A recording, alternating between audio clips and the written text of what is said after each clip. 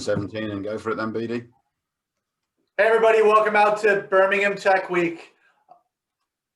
Our sponsors this week for Birmingham Tech Week, Tech Nation, West Midlands Growth Company, and DIT. And then our 2020 sponsors locally, NatWest Copper Culture, BJSS, Side Trade, and BMET. And here's some other people that are making sure that they're partnering with Birmingham Tech Week. And we're from Rockfine, but we'll talk a little bit more about that later. So here's what you're all here for today. Why 90% of pitches fail and how we can make it happen in 5 minutes. So there's not a lot of actual science around pitching and people in the background. So getting statistics together is very difficult. So what we did is we went out and looked at Shark Tank, which is the US version of Dragon's Den. And if you look at how many companies went through that, we got to that 10% number.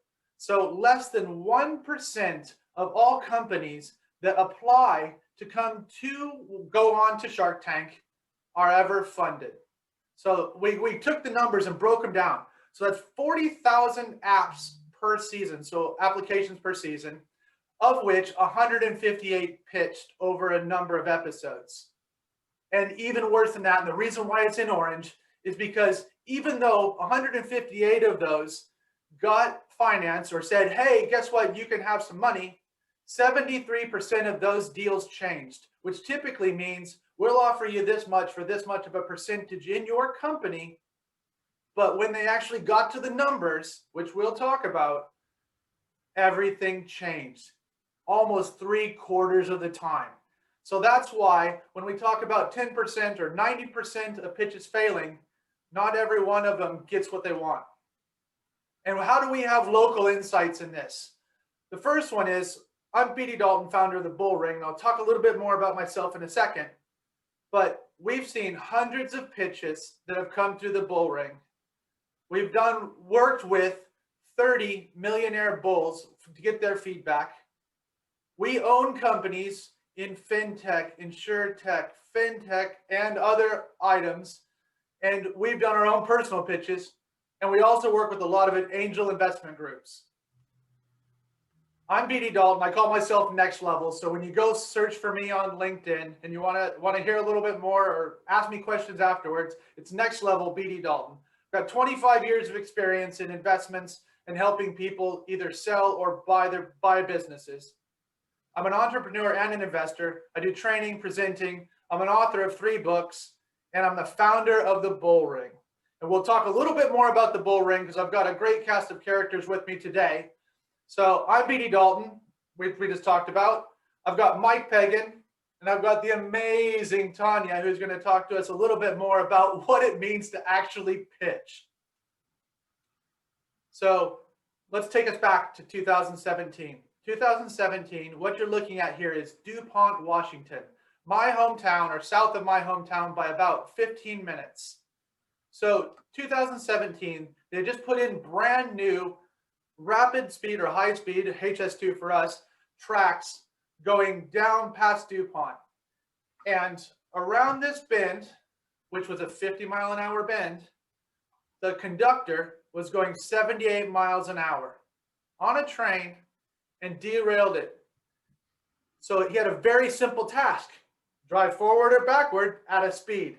The speed was on a narrow track, and he should have been told and should have known to go 50 miles an hour. But most pitches have been trained, they've been honed. You've talked to people, you've talked about your product, all these different things. And sometimes you can get it very, very wrong because you don't only have a forward and backward, you have left, right, forward, up, down, and you're talking about money. So the 2 things or the 3 things in people's lives that people like to talk about or don't like to talk about: religion, money, and health. So you're talking about a lot of those things all at once. So most pitches get it wrong because they change the pace. They don't do the things that we're going to talk about today. So I'm going to hand over to Mike Pagan, and Mike Pagan is going to talk to you a little bit about the Bull Ring and why it's a little bit different and why 5 minutes can make, break, or change your life. Over to you, Mike. When you're talking to an entrepreneur or an inventor or somebody who has got their business in a situation where they need some extra support, everything that Bart's already talked about, focusing in on the Dragon's Den and Shark Tank and so on, they're talking about money exchanging hands purely. That's their pure invest process they're looking at. But actually, when it comes to investment in a business, so often it's not just about cash. It's about the collaboration. It's about the inside knowledge. It's about the non-exec. It's about finding the right employees and the other people. And so therefore, with the bull ring, the way we work that is put together in a format where you're not just talking about cash. But the other challenge we have is people can talk for a very long time about the things they're excited and passionate about. It could be 5 minutes. No, it could be 5 days, because you're talking about all the clever technology and the wizardry and everything you've done. So consolidating that into 5 minutes. Yeah, so it's not a 1 minute elevator pitch that you do a networking environment or something like that. It's 5 minutes, which gives you enough time to engage and connect, but not so much time that you can go into the cash flow forecast for 2023. But it therefore gives the scope to reduce, take out the noise, take out the fluff, take out the extra stuff that doesn't add value, and just work on that primary objective. That's interesting. Let's have a conversation. That's the whole part of it. When you're doing this investing and pitching environment, that's what you want to get to. That's interesting. Let's have a conversation. You don't need 15 minutes. You don't need 5 hours to do it. To generate that hook, that connection, 5 minutes. And that's what we do in the bull run. It's a little bit challenging, yes, but that's the point of pitching in an environment where it makes a massive impact. 5 minutes, get to interested. Perfect. Mike, 5 minutes. So guess what? Mike Tyson, you can see him in the background here. Everybody has a plan, just like we talked about with the train, just like we talked about with everything else that happens in pitching. You always have a plan. But what Mike Tyson said, it's always great to have a plan until you get punched in the face. So you can have a plan going in there, but when you get punched in the face is when you hit this screen, when you hit the groups of people. So I'm going to introduce you to one of our amazing presenters, somebody who's been through the bull ring, has done the pitching. She's an actress, but I want her, Tanya, to talk to you a little bit about her run-ins in pitching. So Tanya, over to you. Tell us a little bit about you and about this. And Tanya loves to talk, so if I jump in, I'm not being rude. I just want to make sure that she's getting to that salient point. Over to you, Tanya. Hi guys, yes, my name is Tonya, as Bart said. So basically, I just want to say that even though I am a fully trained professional actor, when it came to pitching, it was a specific skill that you had to learn, and I have got to be honest, I became very flustered, just like the last slide. I did have a plan, but that plan went to pot when all the technology just literally blew up in my face. And I was like, what's going on? Help me, please. And basically the training really helped me for on the actual day, the day of the pitch. I had it going on. I felt like a superwoman. And I just want to give you a little bit of advice out there. The biggest key for me was practice my pitch. PP. That's all I want to say to everybody. Practice pitch, practice pitch, practice pitch. That's literally what I did. So even though I'm trained, when it came to pitching, like Mike said, there's an art, because you have to make sure you get all of the specific elements into your 5 minutes. And because I'm so passionate about my project, as you can see, Lucid the Dreamwalker, that is the comic book version of the TV series that I was trying to pitch. I was so passionate. I wanted to give everybody all the flavor, but what I needed to do is make sure I scaled it down, made sure I kept to the 5 minutes, and I managed to do it. I managed to do it. Tanya, so one word before you walked in the pitching and one word when you walked out. What was your one word before you walked in? My one word before I walked in was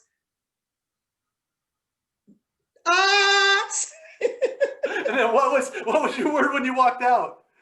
It was Not flying. With brilliant relief. Cool. Thank you, Flying. Tanya. Thank you so much. And you'll be around, and we're gonna have a couple of Q&As and things like that going on throughout this. But I wanted to make sure that we brought somebody on that's obviously energetic, and for somebody to be that amazing and that forward and presentable to go, that is not cool. So that's the one thing. So you have the plan. Just to add to that story, just to jump in and add to that story, Tanya has now moved from interest to conversations. So the pitching that she did on the bull ring has now moved up to several levels, and there's global TV and film people having conversations. So this pitching process goes from interest to intrigue, and then suddenly it goes up levels. And Tanya is an absolute classic example of where that program and everything is developing. Perfect. Okay, so we had that. So we have to go into the next part. So you're here to learn a little bit more about making your pitch better. So the first, we go through P's, we go through different parts of this. So for me, and for what we work with you on, or what we work with a lot of our pitchers on, and what we work on ourselves, is what's the problem? What is the problem that we're trying to solve? Is it actually a problem? So when you're asking yourself questions, or especially when you're going to pitch to investors, if you say that, oh, it's really hard for me to turn on my mobile phone swiping right or left, well, they might go, so is that really a problem, or is that just because you don't know how to use your mobile phone? So you really need to make sure that when you're presenting this as a problem, that you've done the research, you've done the stuff in the background, which we'll talk about later in attraction, but when you've done the research in the background to say, this is actually a problem. But then the second thing is, like when Tanya was talking, or like when Mike talks or trains people, or when we're pitching, does the audience, are they able to understand what that problem is? So you have to be able to explain the problem. And this is the next step, and we put this in orange here. Is this pain or is this pleasure? So are you trying to make somebody feel better with your thing? So you've got Lucid Dreamwalker is going to make people feel amazed and engaged, and they're going to understand BLM. They're going to understand superheroes are not just white, and they're not just big white males. They're going to be, anybody can be a superhero, right? So that's pleasure. I'm feeling better about myself. Or if it's pain, is it an app like Uber where I'm just standing there and I just want to get home? So it's a pain. It's a pain in the butt to just wait there and wave down a taxi, or to hope that TOA shows up. And I'm not trying to put marketing out there for anybody, but you just need to figure out, is that pain or pleasure? Can you get the bulls in our case, or your investors, to understand, or the audience overall to understand, is this a proper pain or a proper pleasure? Anything you want to add in there, Mike, that I missed out on? I just want to make sure that people are writing this down and getting this. One little phrase that in the world of pitches that fail is, I don't get it. It's just the investors are sitting there, the pitch is going on, and at the end they're saying, I still don't get it. Is there really a need? Is it what are they fixing? What are they helping? How am I meant to get better? And that's part of the question of, do you get it? Do you understand it? Is it clear enough? Because the failure rate of I just don't get it is just means that the passion and excitement and enthusiasm for what you're talking about hasn't translated. And that's where the preparation and the external support is so important, to make sure that it is so Ronseal, it is so obvious that sort of, I get it. Yeah, I might not like it, I might not be excited by it, but I've got to understand it. I've got to get it. And so the problem is, and this is not the solution, you are the solution, or your product is the solution, but does the audience understand? It doesn't mean that they have to buy it. Doesn't mean that they have to be able to purchase it. So if somebody is trying to sell me a new version of eco-friendly Jimmy Choo shoes for women, I'm not buying it. I might understand it, but I'm not your target audience. So you just have to make sure that I understand that there is a problem, and that that you're trying to solve it with your item. So really that problem is it a problem? Can I get the audience to understand? And at the end of it, am I going to feel good about it, or is it going to make me eased into the next part of the process? Here's the one that starts driving me nuts. And we go into this whole thing because everybody talks about potential. So how big is the market? So when we start talking about how big is the market, this is, Mike, what are the numbers that we hear usually when we're talking about how big is the market? It's only a small percentage. I'm going for 0.6% market share because it's a gazillion dollar marketplace globally. So we'll still be millionaires by Christmas. That's right. So there's no, it's out there. And then the other one is, Mike, how many competitors do you have? None. Yeah, that's right. We don't have competitors. We are so specialized because our left-handed iPhone app is only for lefties, and there's only lefties, and it's like, what the heck? So if you go into a pitch and you tell the investors, if you tell the audience that there is no competitor, you have just lost us. Our bulls switch off instantly. So they have to understand that, because, and I talk about this, we put it up here, wallet. You are not going for a market. You are going for wallet share.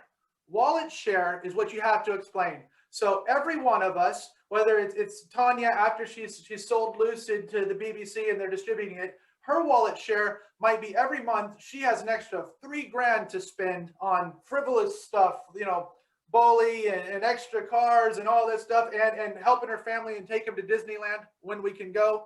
But the wallet share is really what we're going for. So the potential is all out there, but you're competing for wallet share. Once people have paid for their rent, their insurances, their food, all this other stuff, they've got this much money left over. You're competing for that with Fox, with Sky, with Amazon, with going on holidays to Disneyland, all this stuff. So now it's going dwindle, dwindle, dwindle, dwindle, dwindle down to this amount of money. So unless you can replace all those people and you're more top of mind and they need you more than that, you have competitors. It might not be in left-handed widgets for your iPhone, but it is definitely there. So and the other part of wallet share to add in there as well, that you're referring there primarily to consumer purchasing. Obviously, in the business to business world, in the other environments, but there's still a wallet to attract. You're still looking for people to spend their money, whether it be through the large budgets and the multinational organizations, or the cost saving creation that your business is all about. We need to understand where the finance is going to come from and who's going to benefit from it, because sometimes it's about money going out, but the other side of it, it's about savings that are coming in, and that's still wallet share. So, and when you bring both of these back together, we need to know what your client does. We need to know that avatar, whatever you want to call it in marketing speak. This is who is the Tanya in my thing? So how much money does Tanya have to do this thing that I want to do? So if Tanya, it loves her music, so she does this stuff, can I get £5 a month out of her for a Spotify style membership? Or do I want her to buy a CD because she loves it, or whatever medium we're downloading things in now. So can I get 15 quid out of her a month, or can I get 5 quid out of her a month? Does she buy monthly, or does she buy an annual subscription?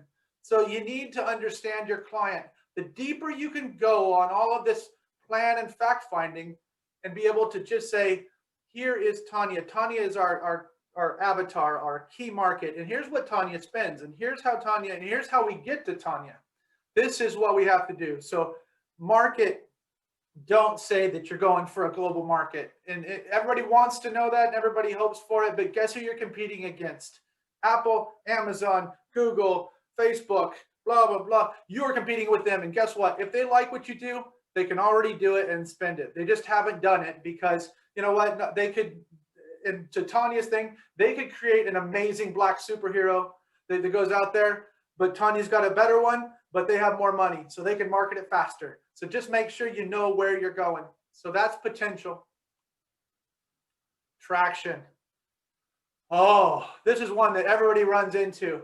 You know what? I've talked to my friends and family, and they think that this thing is going to be amazing. So when it comes to traction for us, it's Sales. If you don't have sales, maybe it's downloads of your freemium or your freeware. If you don't have that, it's surveys. So your traction really has to be proving where you've gone, how you've moved forward from idea to this thing. So if you're doing a minimum viable product or an MVP and you don't actually have something you could sell to Mike or to Tanya, then you have to be able to go out there and say, Mike and Tanya, could you fill out my survey? If you were spending this much money on this, how much would you spend? How many times would you buy it a year? How many? So your surveys really come into it. But the reason on the right why I put this letters of intent in here is if you can't get sales or downloads and you have a minimum viable product and you've done some surveys, letters of intent or purchase orders are like gold dust. So this is where somebody out there has said, yes, if you get this done, we will buy or produce or do whatever for 100,000 of those. So you have something in the future that if I can get this investment, I can get this thing done. So traction is this huge, huge beast that you need to create, because you need to figure out if I can do this in this amount of time, with this amount of money, I could do this much in that amount of time, which produces this much profit. Mike or Tanya, a comment from you guys? Anything on traction that you should think of? The other side of that equation, of course, is it's not just about seed finance. So quite often you're going to find the businesses are already established. And so you've already got the sales track record, but we need the finance or the collaborative partners so we can go from A to Z because we're already moving along that. So we have got evidence, and it's that evidence that proves what's going on, so that you can justify the pricing, the valuation that you're giving the business. I mean, you've all seen that on TV often enough with random seed ideas, and it's worth several million already. Really, we can't justify it at all. But the evidence, so when the business is already established and we're just looking for the next level up, because if we had another 250, another 2.5 million, whatever the numbers are, this is what the business could do. This is where we could attack the market more effectively. And as a result of that, our returns are going to come through in there. So you've always got that traction element, this general evidence piece of this is what's going on, this is how it works, and this is why it's a good investment, because it's so clear. The market is already loving and enjoying what we're doing. So therefore it becomes a no-brainer. And that's part of what we're trying to do, is you want to, by providing the evidence, you want an investor to be thinking, this is a no-brainer. Why is nobody else jumping in? Now they might get a bit cynical, thinking there must be a flaw in the plan, in which case that's part of us providing the evidence that demonstrates that you are a good bet, a good investment, a good gamble. It's all of the above, I suppose. So Tanya, I just wanted to quickly say that traction was a major part for us, and I'm so glad that we were able to retain that information without even understanding how powerful that was. Downloads and sales of our comic book, the downloads of the music linked to the comic book, all of that was so important for us, because we could show clearly, we could direct people to the social medias, all the handles, and I think social media should be featured as well within this kind of world of traction, because when people see the following and all of that, and they can see that there's an audience to build on even more, that was really powerful for our project. and that's huge. And I'm, you know what, we will put that next time. There will be social media, because it's not only about what you can sell to this person or this avatar or this Tanya or this Mike right now. It's what can we sell them later. It's if we get $5 out of her now, how do we then sell her concert tickets? How do we then sell her, tickets or updates or upgrades on Sky? How do we sell advertising on the back of it? So everybody's exactly, because you're building a relationship with your clients, with your customers. It's that relationship, and you take it further to more than just a customer. It's more of an experience. And I call it in all my books, I call it client lifetime value. It's how much can I get So if Tanya only buys £5 today, or Mike only buys £5 today, I know that next year they'll buy £10. You know, next year they'll buy £50, and the next year they're going to make their big purchase because they've gotten wealthy enough. So if you can track that and show that this person or this avatar does this, they download, then they buy, and then they do this, and oh yeah, guess what? They follow all of our social media on Insta, they follow all of our Twitter, they go on our LinkedIn. You're building an audience, you're building eyeballs and engagement. So anything else on traction before I move on, guys? Because those are some great comments. I just want to add in for you guys watching, there is a Q&A here. So if you have questions, we will be pausing towards the end to give your time for whatever questions you've got, challenges you've got, to throw those in there. So please stick those in the chat box.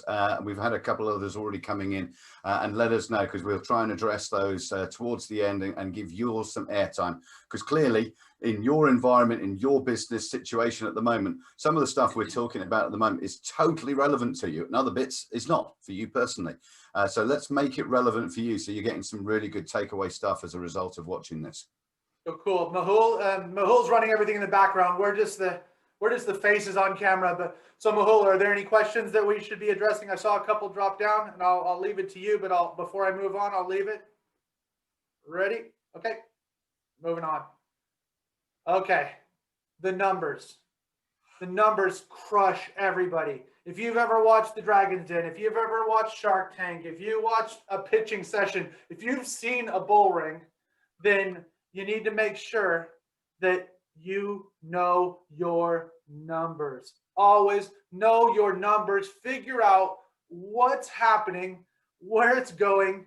And even more than that, we had one in the bull ring last week where the person actually said, I have £1 million turnover. And then they said, well, I've got 600,000 pounds in income. And then they said, I've got 750,000 pounds in projected earnings in the next within this 12-month period. So within the space of a 5-minute pitch, they're asking the bulls for £750,000, and they can't get in a 5-minute pitch whether they make £1 million, 600,000, or 750. You need to know your numbers and make sure they match up. I'll leave the last point because it's the one I want to leave you with. But so when we talk about knowing your numbers, what were numbers that you felt that people should know, Mike, when we're talking along here? Well, clearly it's where the numbers going and what's happening. So we're talking about net profit. Yeah, we're not talking about turnover, because turnover, that horrible cliche, turnovers for show, profit is what matters. But where are the profits coming from? What are you actually generating? I did see on one of those shows recently, somebody had a ridiculous debt attached to their business. And as soon as they actually mentioned that, all right, so well, if you've got debt in the business, that's not a problem, because most businesses do have an element of that. But where's it coming from? Where's it building up from? When you're looking at the other parts of the profit, we need to know, what have you actually invested in the business?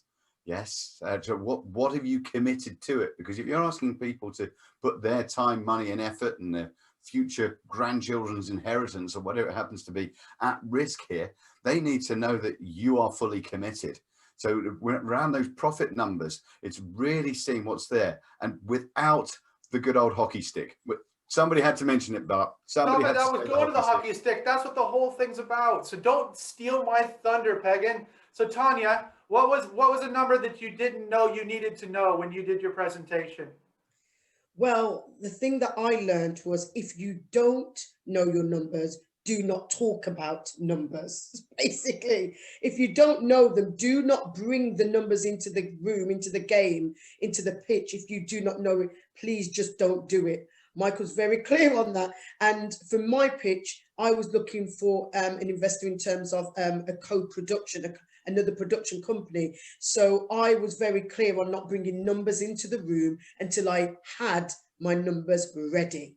And I think that's important to say. Do not mess with the numbers if you haven't sorted it. Go and sort them out before you bring them into the room. So our millionaire bulls are millionaires for a reason. Millionaires don't just walk down the street and throw things around. A lot of them have been driving the same car for the last 5 to 10 years. A lot of them have invested in the same thing. A lot of them wear the same clothes for the last 10 years because they bought really good stuff and they just wear it. You know, it's just things like that. Is they're focused. I wouldn't say, well, some of them are the F word, which is frugal. Some of them are that, and they get that way. And you want a partner like that in your business. And this is where profits really matter.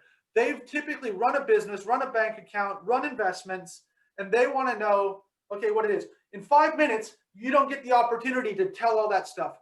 You want to get people hooked. Tanya, hook them. They love your energy. They love the idea. They love this. Then they want, this is literally your Tinder. This is swipe left, swipe right. This is, you know, what's everything happening here? How's it all going? It's not about, hey, let me show you all the numbers. This is, let's have a chat, and I'll tell you that I like going to Barbados in the wintertime, and I like doing this, and guess what? I went to school here. That's the actual first date. This is just swipe left, swipe right. That's what happens in this, because it's going to get deeper, dirtier, and darker later when they're actually going to cut you a check. So the big thing here, and Mike mentioned this, exaggeration kills. And exaggeration kills. So if you do the hockey stick, so most people say, well, we're going to tick along like this for the next 3 years, and then bam, that thing's going to happen, and we're going to skyrocket, and profits are going to quadruple. And oh my gosh, that's the thing that people just go, meh, turned off, switched off, done. They're out. They're like, this person is so far out of their own head, they don't even know how to do it. So exaggeration kills. Energy, amazing. Exaggeration, death. Before we move on, Mike, what do you think? The hockey stick is just the classic faux pas, and you see it in the slide deck with all these wonderful graphs, and they just got their little swoosh every time. That's not how businesses grow. That's not what happens. Yeah, there's going to be spikes when you're being successful, but there's also going to be times where things aren't coming right. They're not coming through accordingly. And it just goes up and down and up and down. And you need to make sure that you're aware of that and what's coming across, be that an established pitch or a seed business pitch. You've got to show how that's going to grow, because otherwise it just doesn't come across as real or thought out. It just comes out about sort of finger in the air and just I'm hopeful and happy rather than grounded and sound. And most of the time, the things we've been through now, this is before we get to the next two parts, these are the things. They're buying your energy, they're buying the things that are happening, they're buying the idea, and that you have a plan. Mike Tyson's going to punch it in the face in a second, but you have a plan. Mahul's come into the picture. Mahul, is there a question that we should be answering? Yes, PD, we have a question in the chat. So the question is, how soon in the sales process should you aim to get financial commitment? And are there other ways you would recommend where we can get commitment in the sales process that are non-financial? That is great. That's a great question. So perfect question to come in, Mahul. So what are the other things that we talk about when we're going through and looking for money? So my friend, Professor John Mullins at the London School of Business, says that most people shouldn't get finance. So we already know that 90% of pitches fail. So if you're one of those 90%, how are you going to get money into the business? So pre-selling, and John Mullins, if you haven't read it, it's Customer Funded Business is the name of his book. But go out and get pre-sales. Go out and get traction. Go out and build that stuff, because the most expensive equity, the most expensive money you're going to have is right now. Is right at your MVP stage, at your initial traction, because you have nothing to prove. It's the biggest risk for the money, so they're going to want the most, and it leads us into the next part. So you need to get traction, you need to get sales, and when you're talking about, and the reason why the Bull Ring is an entrepreneur showcase and not an investor summit is because sometimes you need partners. Sometimes you need another studio like Tanya did. Sometimes you need another VR producer or developer to help you and your VR thing take things forward while you're both still making money in the background. So it's always about making sure that you have pre-sales, making sure that you have pre-engagement to move it forward. So if you're talking about the stage will depend, and this is a horrible answer, but I'm a financial advisor by nature, is it depends on where you're at in your process. So it is real, early money is very expensive. but you need to figure out how to get people on board, whether it's partners, non-exec directors, other suppliers that want to take it forward with you before you go out and ask for money, because that's part of your traction. One more second for you, Mike. Just to add in on that, the whole part of a collaborative partner or a non-exec director or employees, if you get, let's look at the non-exec director briefly. If you get the right non-exec joining your organization, they could be worth, as an employee, 6 figures a year and some. But you're getting them for a notional amount per month, but they're still bringing that cathedral of knowledge along with them for the connections, for the introductions, for the support network and everything else. So actually, as far as being part of your team, that one individual could be worth hundreds of thousands to your organization, but they're not bringing cash. It's just because of their IQ, their intelligence, and as I say, their cathedral of knowledge that really will help the difference. That's why we do these as a showcase, not as a summit. Cool. So here it is, one of the most famous investors in the movies, obviously. And Gordon Gekko, if you've ever watched Wall Street and you want to go out and get investment, watch this. This is the evil, dark side of investing. So the most valuable commodity in the world I know of is information. So the more information you can give to an investor, a bull, a dragon, a VC, private equity, venture capital, any of that stuff it's there. They want to know that. They want to know the ins and outs. And this is the best one when you think that if you haven't read Sun Tzu's The Art of War, everything is there. Every battle is won before it's fought. So these guys they gamble, but they gamble on the entrepreneur. They don't gamble on the business. The business has to be sound and focused, or they have to be able to figure out how they can tweak it to make sure that they can get their money back, because they are an investor. They're investors. Investors are invested in you. They're investing their money, their future wealth, everything else in you and your business and your idea, but they want to know that you're there. So if this is your side hustle and you're asking for money, you will not get any money. If this is your side hustle, that takes you down below 10%, takes you down below 10 of 10%. This takes you down to nearly 0%. If it's your side hustle and you're asking for somebody, if you're not working in your business, Gordon's not giving you anything. And that brings us to the exit. So when you get and you start to go and you start to say, what's going to happen here? I say investors are not just for Christmas. Once you stick them in the business, they're in the business. They don't go away. It's not just like, give me your cash and you sit there and then you go out and spend it on ads, and you go out and spend it on new machines and some more plastic for your widgets, whatever it is, they're there. And guess what? There is no jam today. There's no money coming back out. Once they started in this, most of your dividends and your profits and your income will be reinvested into the company, right? So you're not getting extra pay.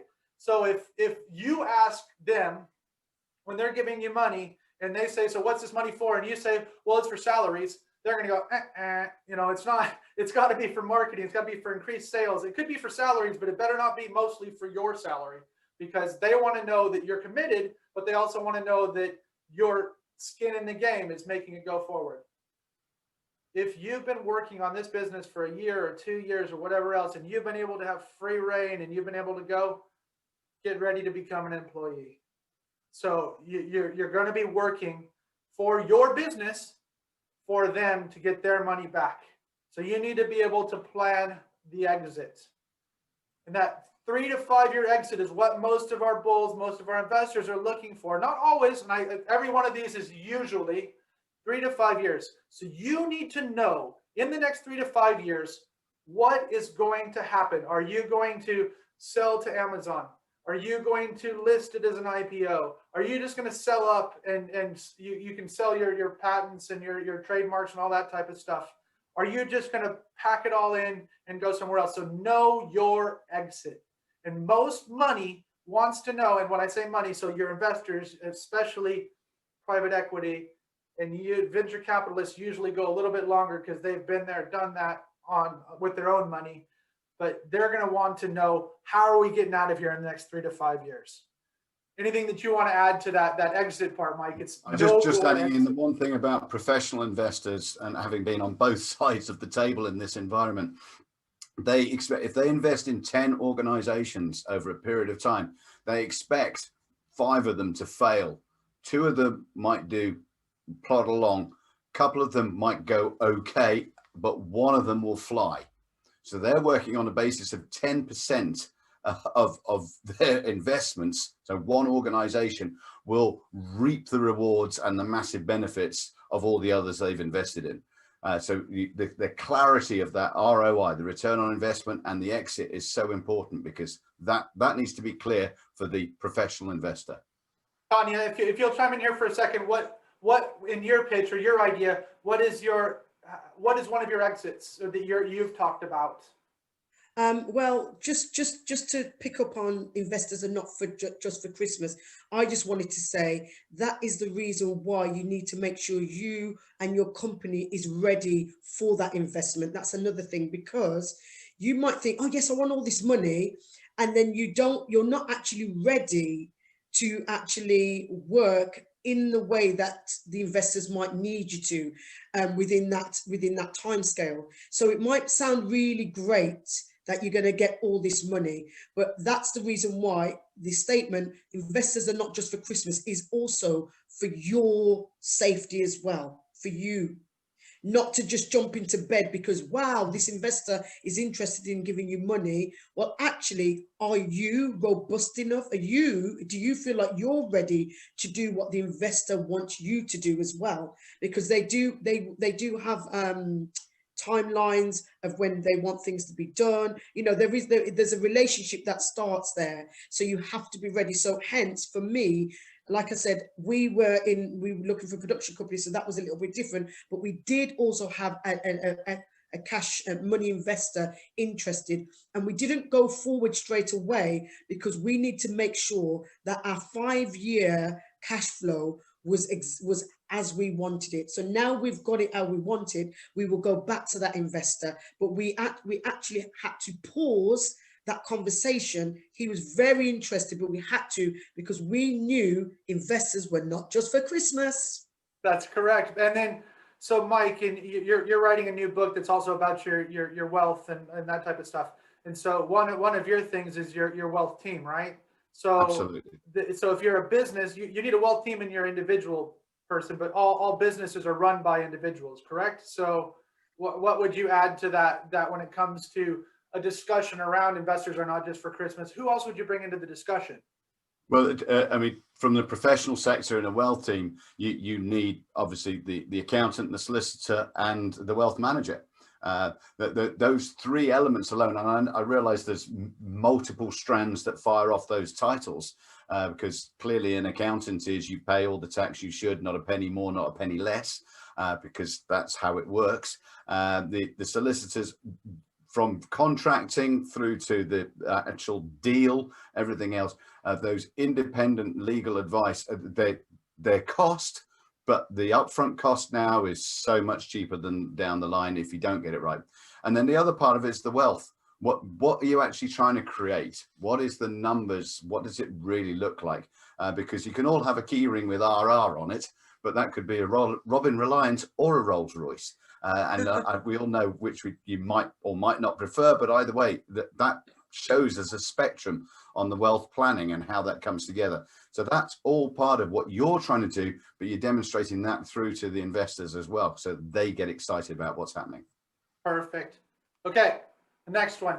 So we've got Mr. Wonderful on here from the Shark Tank, because I'm a Shark Tank enthusiast, but I want 50% equity in your company, and I want 50% equity in your soul. So this is when you're saying, okay, so guess what? And now we're asking, and they come on, and you get really good at this if you watch enough of these things. They come on there, and I want for 3% of my business, I would like 750,000. You're going, so you're worth 21 million. What? How many have you sold? How many have you done? Make sure two things, especially early.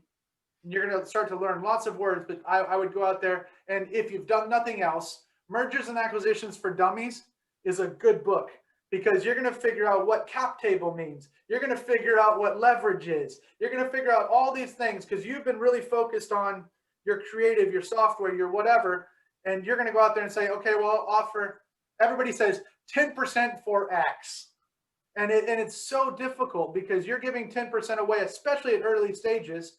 That 10% in the future, and we'll go back to what one of our friends or one of the people that we know with FanDuel. And FanDuel, if you haven't done the research on FanDuel, go out and do it. But when they started, it was one of the biggest betting sites. All these things, they sold out. And by the time they sold out, there was a 428 million pound sale, you know, kind of huge, massive things. And the owners walked away with less than £1 million each. 428 million sale of their business. They sold successfully, came out with that much because they gave away this much at the beginning. And then that much, guess what? When you then get more money, it grows again. So you make sure when you're offering, you need to be able to, like the slides previously, what are the investors going to get out of it? When do they get their money back? And is this enough? Because remember, this is your first, usually your first stage. So guess what? You're going to have to do this again, and you're going to have to give away more money next time. So you need to make sure that you're doing this right. So the ask is so important. And the reason it's here is because you've swiped left, you've swiped right, you've told them all, here's where we're going, here's my energy, here's the dream, here's the vision, and here's how you can participate in this amazing thing. So the ask is so important, but it's also this is the do you want to marry me? You know, this is that thing, because guess what? You're gonna get this is polygamy for money, because you're gonna have a lot of marriages if you're gonna be successful. So this is your first shot is, do you want to marry me for 10% of my company? You know, so it's like, you know, it's not 50-50 like in normal marriages, or actually probably more to the other side, but we'll leave that for the lawyers in the room. But overall, the ask is, what is that percentage, and how are you going to engage with us? And you know, that's the big thing. So Mike, over to you for a little bit of commentary. Just the quick one there on the ask to add in on there. If it's money you're after, then sow the seed that I'm asking for money. So right at the beginning of a pitch, I'm going to be talking to you about what we're looking for. Our investment we're after is a financial investment. At the beginning of the pitch, what we're asking for is we're looking for collaborative partners. We're looking for a specific non-exec. We're looking for employees. We're looking for new premises. These are the things you talk about, because then as the pitch goes on, you can then be more specific. But right at the beginning, it needs to be signposted so that the investors in the room know what you're actually talking about. Then when you turn around and you say, this is what I'm after, it makes perfect sense. It doesn't make sense if it's just thrown in at sort of 4 minutes and 57 seconds into a pitch in our world of the 5 minutes and say, oh, and by the way, 100K. That doesn't kind of work. You've got to build it so that people understand how it works. Crescendo. So let's work on that. So the ask is very important. So Mike, over to you. If all else fails and you have not watched this and you're only watching this on this slide, what can somebody bring to a presentation? Okay, there's so many elements on this. We've been talking about the detail going in there. Let's be fair and be blunt. This is a performance, whether you're doing it through the virtual world of presenting to a lens the size of your fingernail, or you're in front of 150 people in a medium-sized auditorium. You need to have in your mind that this is a performance. So you've got to prepare it. You've got to put it together. The first thing there, knowing your audience. If you are presenting to a room has certain bulls in it, or investors that you know, you need to, and this is legal stalking, but you need to stalk these people, understand their investment criteria, understand what they go for and what they work for. Because the more specific you are about how it comes across, the more likely you are to turn people on and off. So if you're looking at a pitching environment and you know some of the bulls are not relevant for you because you're in the gaming sector, you're in the health sector, you're in whichever sector it happens to be, then great, be specific, because then you're tailoring it to that one person or that one industry specialist. So know the audience. The energy. Hopefully you've noticed throughout this presentation today that both Bart and myself are standing and presenting, and there's plenty of arm movement and energy and engagement and everything else. That's because we practice what we're preaching. We want to put that across in a way so you get excited, you get engaged. You're not spending the whole time just on Facebook or whatever social media whilst watching this online. We know, I don't worry, my attention span is pretty slim. So I know how this works. So you have to, in that pitching environment, in 5 minutes, grab them and get them working with it. And the final one there, it says practice. Practice, practice, practice. Tonya mentioned it earlier that the amount of time she practiced, and this is a trained artist, a trained actor. You are probably not a trained actor or artist. You may or may be the brilliant engineer, the brilliant technician, innovator of your business, but that doesn't mean to say that you've got all the energy and the way of coming across where it's going to come across seamlessly and effortlessly. So I'm sitting there at the end of it thinking, that was really interesting, Bob, Mike, Claire, whoever. I want to have a conversation, because that's what we're after.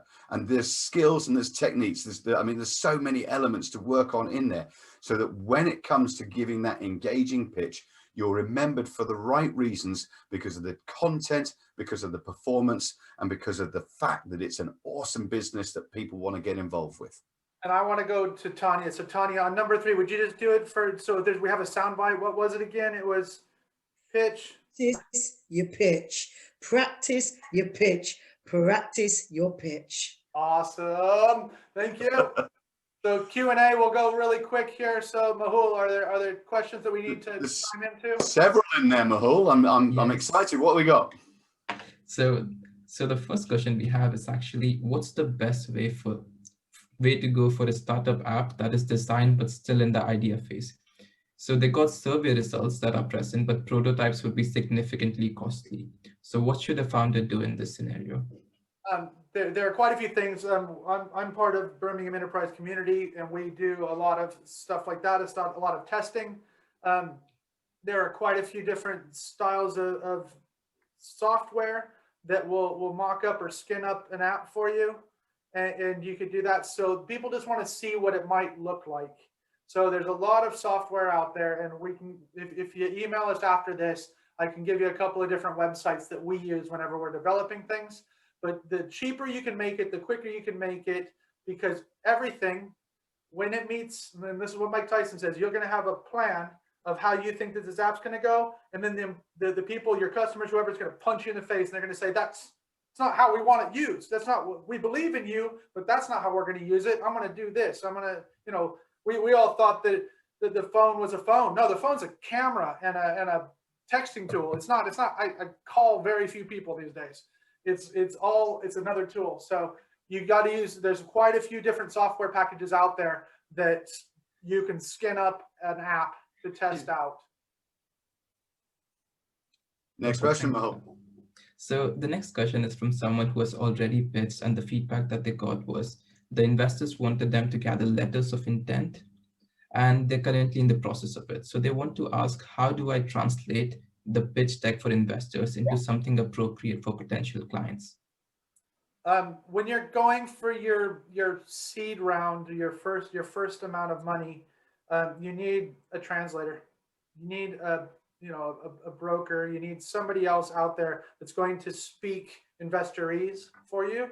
So those letters of intent are going to be able to take you there. So Tanya's got some people through the West Midlands Creative Scale-Up program that she's used that helped her take this amazing energy and this amazing package and this amazing thing and ask the right questions and package it up in the right way.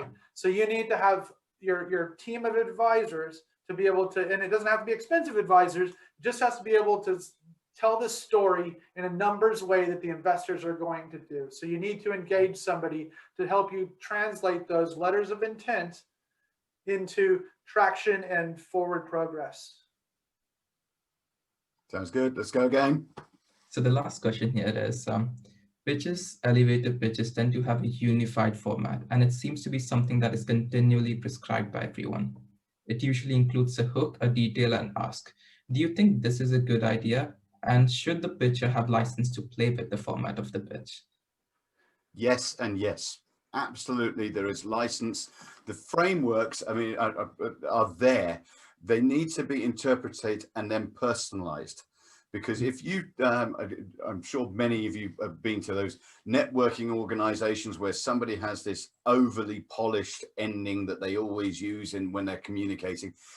So if it's overly polished and sounds slick, salesy, snake oily, then people don't get that. They want to, especially in Britain, people want to communicate with a human being. They want. Was that a slant at the Yanks? That was not very nice. I heard didn't that, say Mike. anything about the Yanks. I said the Brits like a bit of raw. Oh, okay, I see. Like it real. Because just because I say if you want to work for the rest of your life, that's your business. If you don't, that's mine. That is not polished at all. But it's done in an authentic way, which is different. Yeah. Yeah, that still means it's still BS, is what you just said. Mike, I would agree with you as well. And something that the feedback that I got from yourself, Mike, which when I did my pitch, one of the things that you really did love, and you helped me to kind of like keep that element, was the fact that I made my ending and the beginning. It was very personal. So the ending, I made it quite personal to me and my kind of struggle or my movement in terms of being a Black actor or Black person wanting to see representation and representation mattering. And you loved that. And also, so I kept to the format, but I made it my own. I drew people in with a story. I opened up with storytelling. I ended with some storytelling. And I felt that I had to play to my strengths and be authentic to myself. It was very important. Otherwise, I'm just robotic, and no people can see through that. They want to see the raw, authentic you, because like you've both said throughout this whole webinar, that people are interested in you. They are taking a risk on you. They are investing in you, the entrepreneur. So you have to be your authentic self. Just anyway. That's really good. No, so rules are made to be broken. That's my main thing. So Mike, we got to move on to the questions. Yes. Yeah, there are more questions. We are going to set up an after party for people to plug into if you wish to. So we'll give you that link in the chat room in a moment, so you can go across to that. But Bart, let's wrap up the session. So the problem is it a problem? How do people understand does your audience understand it? The potential. How big of a share of the wallet can you get of Tanya or Mike's wallet? The traction. Now that you know how much you can get, have you gotten any of it? Once you've gotten it, how can you figure out what the numbers are going to look like? Then guess what? If I'm going to give you money, how do I get out of the business with you? And then how much am I going to give you in the ask? So we're going to have all of these sounds out there. We're going to have this on a video out there for you to see for Birmingham Tech Week, and also through the Bullring website. If I can say it properly, I've been talking for too long, but here we are. So guess what? For attending today, Pitch Perfect Practice. So Tanya's been through this. So we have a special discount for anybody that's attended this and everybody that signed up for it. So all 500 people can get the attendee here. So Pitch Perfect Practice is available for you, and you need to pitch, practice. And then guess what? If you want to hear any more wafflings on, we put on the books at 3 for the price of 2, and you can find those at Bart Dalton Consulting. Mahul will put in the slides or in everything else, but we just wanted to say from the Bullring, the Rockfine Group, from Tanya, the amazing Tanya, Birmingham Tech Week. This is why 90% of pitches fail. I'm Next Level BD Dalton, and I've loved hosting the webinar with you.